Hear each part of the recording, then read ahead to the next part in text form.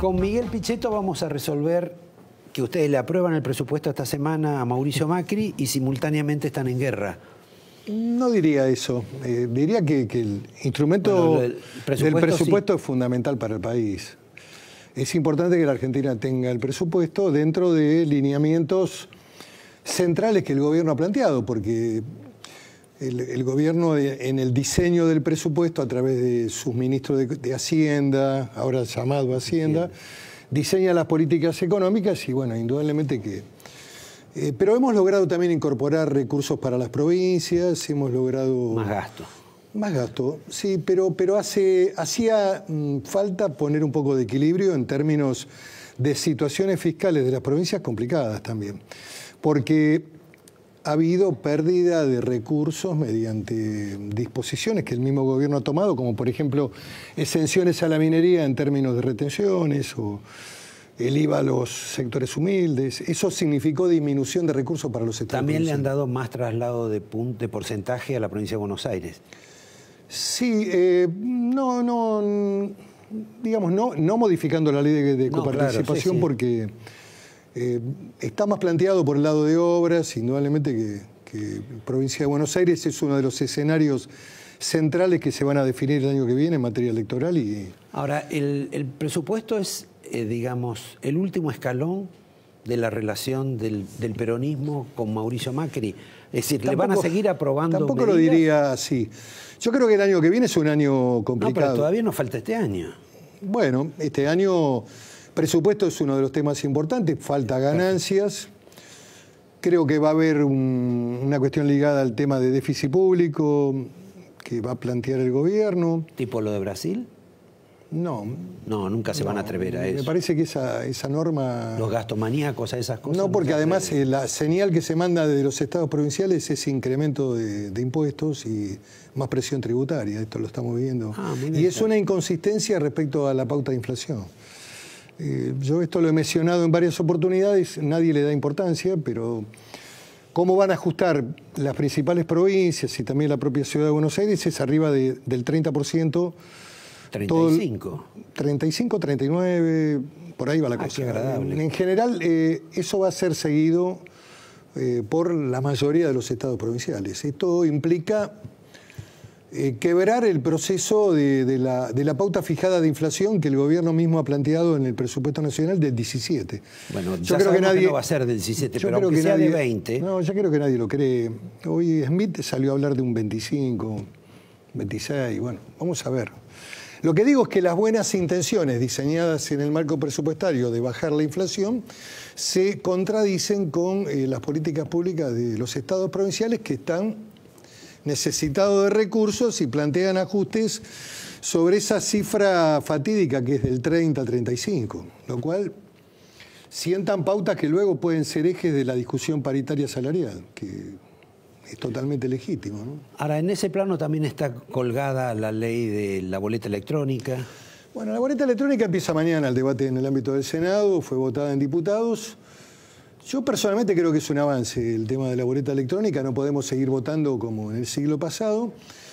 Pero la idea no es un tema de votar como en el siglo pasado, sino de contar. Es un tema que va a tener seguramente algunos ajustes y algunas reformas. Me parece que el tema central que nosotros estamos mirando, incluso hasta puede llegar a ser de interés del propio gobierno, es el tema de la gradualidad. A mí me parece que sería oportuno poner en marcha el mecanismo para las provincias que ya lo tienen asumido como mecanismo electoral, el voto electrónico, hay experiencia. La propia provincia de Buenos Aires lo tiene en su propia ley. No lo implementó, pero lo tiene en la ley. La ciudad de Buenos Aires, Salta, creo que Córdoba puede avanzar también. Alguna provincia del sur, Tierra del Fuego, y bueno, y las otras, en la medida que adhieran, o eventualmente en el 2019, con lo cual se puede hacer un proceso de experiencias más saludable, más importante, con mayores certezas, y no querer poner en menos de 10 meses un procedimiento en todo el país, en donde incluso no tiene plan B, porque en los lugares donde no hay conectividad de Internet, ¿cómo vota esa persona? Digamos, pequeños pueblos, localidades alejadas. Ahí hay que indudablemente plantear en la ley una alternativa para que puedan votar, ¿no? Y con el tema bendito este del gran lío que se armó, que generó hasta un problema dentro del propio núcleo político del oficialismo, con la cuestión de Carrió en el tema del Ministerio Público y la cesación o no de Gil Carbó. Sí, a mí no me gusta hablar de las personas, prefiero más reflexionar sobre... Pero estaba hecho un poco para esa persona. No, estaba hecho en función, digamos, de una salida ordenada, institucional, consensuada, sin nivel de conflictividad, un camino que me parece razonable. Además, si uno analiza la historia de esta institución desde Alfonsín en adelante, va a verificar que nadie duró más de 5 años, 6 años. La Argentina siempre incorpora temas en algunas leyes que son taras de funcionamiento de las instituciones, que después se alejan totalmente del realismo político. En Estados Unidos, que siempre es mostrado como un ejemplo en este caso siempre de la democracia, el respeto por la división de poderes, el Ministerio Público, el fiscal general lo designa el presidente. Indudablemente que hay toda una cultura, y yo siempre pongo el ejemplo más categórico de esta designación. Kirchner había designado también. Lo designó a Esteban Rigui. Y Cristina también. Y Cristina designó en reemplazo de Esteban Rigui al actual procurador. Ahora, eso, la única persona que pareció no entenderlo al margen de Cristina fue la señora Carrió. Bueno, el deber de un gobierno es cohesionar sus filas. No puede haber fisuras porque... Pero ellos cohesionaron con ustedes, con la oposición. Bueno, había habido un diálogo importante, incluido un representante importante de la coalición cívica, que es Fernando Sánchez, un hombre que es de confianza de la diputada Carrió. Pero digo, el gobierno, si plantea un diálogo institucional, avanza con procesos de cambio de leyes importantes, a partir de un dato, Roberto, que es muy fuerte. Así como Macri tiene la legitimidad electoral, tiene minoría en ambas cámaras. Está obligado a dialogar y a negociar y a buscar salidas concertadas. Pero hasta ahora la llevaba bien. Sí, creo que la lleva bien. Creo que este es un tema que indudablemente va a quedar postergado, no va a ser tratado, porque ahora, digamos, hay cuestiones también de tiempo y oportunidad en el proceso legislativo. Ahora, en este caso hay dos preguntas elementales frente a la situación. Una, evidentemente Macri, más allá de la necesidad de estar cohesionado con sus socios, algún grado de temor le tiene a Elisa Carrió, pero también la impresión es que el resto del aparato político en Argentina también le tiene algún grado de temor a Elisa Carrió, porque esto lo podrían haber sacado sin ella. Sí, como sacamos, por ejemplo, la designación de los representantes de la nueva agencia de inteligencia, la AFI. Claro. Una posición muy clara de parte de ella respecto a los dos representantes superiores de la estructura de inteligencia, Fernando Arribas y Silvia Madalani. Sin embargo, Gustavo, sí. Sin embargo, el Senado los votó, porque creemos que tiene que haber un organismo de inteligencia y tiene que tener jefaturas que indudablemente tengan la confianza del presidente. Estos son cargos que se distinguen por la confiabilidad y el presidente se hace cargo de la designación en términos de creer que esa persona va a responder con competencia. Siempre ha sido así en la vida institucional de la Argentina, en este tipo de cargos tan sensibles como es la agencia de inteligencia. Yo sé que con esta pregunta me voy a ganar, digamos, algún tipo de calificación como agresor de género, pero en el cuerpo parlamentario ¿no hay una diferencia mucho más notoria de confrontación entre mujeres como Carrió y Camaño, que en el caso de la ley del Ministerio Público iba a tener un rol importante? Es la presidenta de la comisión, Graciela. Exacto. Y también de repente algún tipo de conflictividad, y ya esto en el tema político, con la señora Stolbizer. ¿No estamos asistiendo a un conflicto, digamos, de tres damas? Bueno, vos tenés un montón de damas en el Senado. Creo que es el organismo del sector público que alberga más mujeres. Hay una representación importante, sí, y además son una Y va a haber muchas más. Bueno, va a haber más porque se ha votado la igualdad de género. Exacto. Y este es un dato también imparable en términos de la ocupación de espacio político por parte de la mujer. Me parece que es... No, pero eso es al margen. Lo que te quería preguntar era si vos no notás que hay... Lo que pasa es que yo que miro la Cámara de ahí, ¿no? Diputados, más allá de que tengo relaciones, diálogo y que he intervenido, y en esta última etapa especialmente por el tema del presupuesto y la representación de las provincias, lo miro más como espectador. El estilo del Senado es diferente, es un estilo más calmo, más sereno. No quiere decir que no haya debate, hay otro tipo de discusiones. En cambio, diputados es... Yo también pertenecí a esa Cámara y tiene otras formas. No quiero decir que sean ni mejores ni peores, son estilos también. Y es la Cámara joven, indudablemente que hay otros.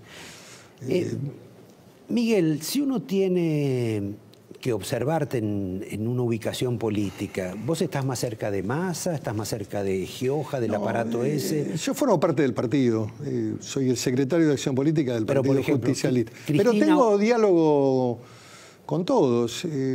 Con la expresidenta hace tiempo que no hablo. No es un límite para vos. Si tuviera que volver a hablar, hablaría, pero yo me planteo el futuro como proceso de cambio generacional. El peronismo, en esto voy a coincidir con Eduardo Feynman, que recién estuvo, me parece que tiene figuras nuevas, jóvenes, que tienen que encargarse de la etapa que viene y asumir la responsabilidad. Entre ellos menciono a Massa, a Randazzo, algunos de los gobernadores que también recién se mencionaron.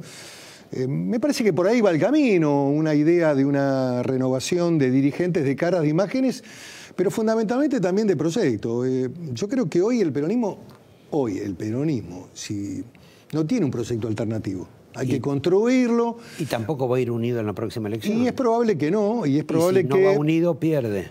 Bueno, eso hay que verlo. De todas maneras, creo que los liderazgos emergentes de la etapa que viene en un partido tan importante como el justicialismo va a ser el resultado de las elecciones del 2017. En los distritos principales y fundamentalmente la noche del domingo, ¿qué vamos a estar mirando? A ver cuál fue el resultado en Provincia de Buenos Aires. Exacto. Esto es, bueno, como siempre. Así ha sido siempre. Hablando de la Provincia de Buenos Aires y de alguien que tuvo que ver con la Provincia de Buenos Aires, tuvo un episodio lamentable el otro día, Daniel Scioli, en televisión, en el programa de Mirta Legrand. Creo que lo habrás visto o escuchado. Lo vi en una repetición. No la vi a la Ahí Scioli habló de que él no había podido resolver algunos temas de la seguridad en la provincia de Buenos Aires porque en el Senado o en diputados, no sé en qué de las dos cámaras o en las dos, le rechazaron algunos proyectos sobre el tema de las armas. Eso es rigurosamente El infierno cierto. Siempre en la Argentina son los otros. No solo en la Argentina. Pero bueno, yo creo que ha habido un ajuste normativo muy importante, especialmente en la etapa Bloomberg, donde se votaron leyes importantes y se aumentaron penas. El problema es más profundo, el problema es más estructural desde el punto de vista de la seguridad, especialmente en la provincia de Buenos Aires, que es un proceso de decadencia, de consolidación, digamos, de pobreza e inmigración. Es un tema que nadie quiere hablar porque son todos políticamente correctos. No mencionaste la droga. También, iba a eso. El narcotráfico que entró de lleno a partir de 2001, indudablemente el peso del narcotráfico en la Argentina creció de manera importante. Tenemos fronteras muy complejas, este es otro dato también. Y ha habido una fuerte filtración de las fuerzas de seguridad, que muchas de ellas están contaminadas. Este tema de la bonaerense no es nuevo, es una fuerza compleja que cuesta mucho. Con relación a eso, ¿también hay un proyecto de que algo va a haber como ley de seguridad? Bueno, yo soy de los que cree... De los militares. ¿Cómo es eso? A ver, los militares no pueden intervenir en tareas, digamos, de seguridad interior. Eso hasta tanto no se modifique la ley de seguridad interior. Que además indudablemente hace a la memoria histórica. Lo que digo es que sí pueden realizar tareas de apoyo y fundamentalmente me parece que sería interesante... ¿Y de reemplazo? De reemplazo en frontera. Me parece que es una cuestión que la Argentina tiene que controlar, porque hay una migración muy compleja. Michel Rocard, un líder socialista que fue ministro de Economía de Mitterrand, dijo en el año 1980... una frase que podría haber sido imputada al Le Pen, al Partido Nacional. ¿Cuánta miseria puede aguantar Francia recibiendo migrantes pobres? Esta es una pregunta que yo reflexiono y me hago también en la Argentina. El otro día estaba hablando con un médico, un tema interesante, complejo porque uno corre el riesgo siempre de que le pongan la etiqueta. La etiqueta, y acá, digamos, hay un pensamiento, yo creo que uno de los problemas de Argentina es la cultura igualitaria, digamos. Y fundamentalmente un pensamiento que en los medios de comunicación es políticamente correcto. Digamos, siempre funciona el esquema de esa manera. Pero digo, hablando con un médico del Hospital Rivadavia, me dijo que todo el mes de noviembre estaba ocupado por ciudadanos que vienen del Paraguay a operarse y a intervenirse en distintos tipos de operaciones. Y no hay ningún tipo de reciprocidad. Colombianos hay estudiando en la Argentina 35.000. Hay 1.000 argentinos en Colombia que no tienen la posibilidad de estudiar porque la universidad es arancelada y además tienen que hacer un año en el interior de Colombia, en cualquier destino que los mande el Estado colombiano.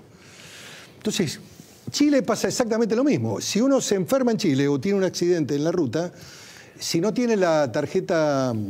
Bueno, pero el Parlasur va a resolver todo eso. No va a resolverlo. Este es un problema que tiene que resolver la Argentina. Yo no digo que tengamos una mentalidad abierta, una mentalidad que formó parte, digamos, de la cultura de los inmigrantes italianos, tus abuelos, mis padres, en fin.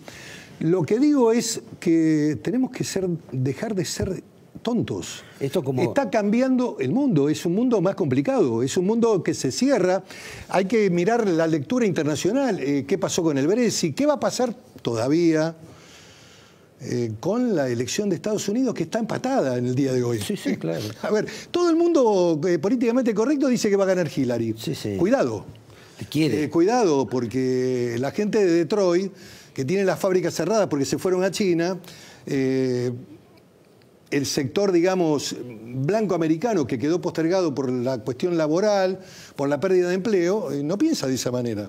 Entonces, a veces medimos o analizamos los acontecimientos internacionales de acuerdo a lo que nosotros pensamos y la realidad suele ser diferente. Bueno, vos citaste a Rocard, acaba de hablar el vicepresidente de Bolivia, que es más bien ligeramente trotskista, y dijo que, bueno, aparte de que no van a pagar el aguinaldo, que pagar el aguinaldo significaría aumentar el desempleo en Bolivia. Me parece que eso, digamos, con la mentalidad bolivariana no encaja. Bueno, y el problema es que nosotros siempre funcionamos como ajuste social de Bolivia, es muy interesante, y ajuste delictivo de Perú, es muy interesante.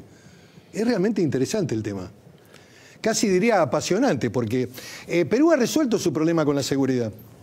Ha transferido, digamos, a todo el esquema narcotraficante. Las principales villas de la Argentina están tomadas por peruanos. Y por argentinos, cómplices de peruanos, porque no quiero tampoco discriminar. Pero lo que digo es que ellos resuelven el problema desde el punto de vista de sus realidades, mejoran incluso en el funcionamiento de sus propios países, y la Argentina incorpora toda esta resaca, donde no tenemos control migratorio, donde no hemos tenido, esto es una situación que se viene arrastrando de la década de los 90 con respecto al tema de distintas corrientes migratorias que se instalan en la Argentina y que las vemos en la calle. Vuelvo a repetir. Me parece que este tema requiere de un abordaje mucho más amplio, mirado desde lo que está pasando en el mundo, de lo que está pasando hoy con... Y hablando de eso, te traje un libro, que es un columnista del diario El País, Moisés Naín, que precisamente repasa 111 acontecimientos del mundo desde una mirada realmente muy interesante para recomendar. Me lo regalaron y te compré uno para traerte. Me parece muy interesante. Te agradezco. Te doy el angelito. Bueno, y antes este angelito me puede dar suerte. Sí, pero eso a toda la gente que ha estado acá, algunos han sido presidentes. O sea que la suerte en política es un tema central. A veces ocurren acontecimientos impredecibles que... Sí, pero hay mucha gente que dicen que ha tenido mucha suerte y sin embargo uno lo ve y no sé si tuvo tanta suerte. Bueno, me reservo un par de preguntas que lamentablemente no las puedo hacer por falta de tiempo. Gracias por invitarme. Por favor. Gracias por abordar temas complejos, pero que me parece que son fundamentales para poner en la agenda de la Argentina. Sí, sobre todo el de la ley esta de seguridad. Los invito a ustedes a a no tratar una ley, sino algo que nos pasa económicamente y que no es solamente el dólar. El problema de la persona que no puede trabajar en la Argentina, pero no porque esté desempleado, sino porque no hay actividad. Por el problema de que todavía hay inflación y por el problema de que no sé cuándo vamos a crecer. Todo eso está pasando ahora, más allá de que hay mucha gente profesional de la economía que nos dicen lo contrario. Gracias, Miguel. En un minuto, muchas gracias, con Roberto. Agustín Monteverde.